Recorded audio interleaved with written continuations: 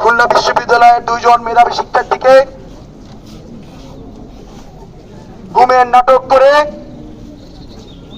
খুলনা বিশ্ববিদ্যালয়ের তৎকালীন প্রশাসন কর্তৃক যে গুমের নাটক সাজিয়ে আমাদের 2 ভাইকে যে অন্যায়ভাবে গ্রেপ্তারে রাখা হয়েছে, তারই প্রতিবাদ অনুযায়ী আজকে মানববন্ধন। খুলনা বিশ্ববিদ্যালয়ের হিউম্যান রিসোর্স ম্যানেজমেন্ট ডিসিপ্লিনের 17 ব্যাচের শিক্ষার্থী নূর মোহাম্মদ অনিক এবং পরিসংখ্যান ডিসিপ্লিনের 17 ব্যাচের মোহাম্মদ জাহিদুল ইসলাম রাফি দীর্ঘ 5 বছরেরও অধিক সময় ধরে জঙ্গি সন্দেহে কারাবন্দী রয়েছেন।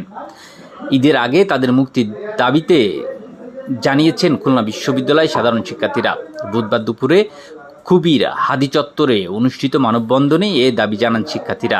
ঈদের আগে মুক্তি না দেওয়া হলে দুর্বার আন্দোলনের হুঁশিয়ারি দেন তারা। মানববন্ধনে সংহতি প্রকাশ করে বক্তব্য রাখেন উপস্থিত খুলনা বিশ্ববিদ্যালয়ের উপাচার্য প্রফেসর ডক্টর মোহাম্মদ রেজাউল করিম, কোষাধ্যক্ষ অধ্যাপক মনুর নবী, ব্যবসা ও প্রশাসন ডিসিপ্লিনের ডিন প্রফেসর মোহাম্মদ নূর আলম, প্রধান প্রফেসর।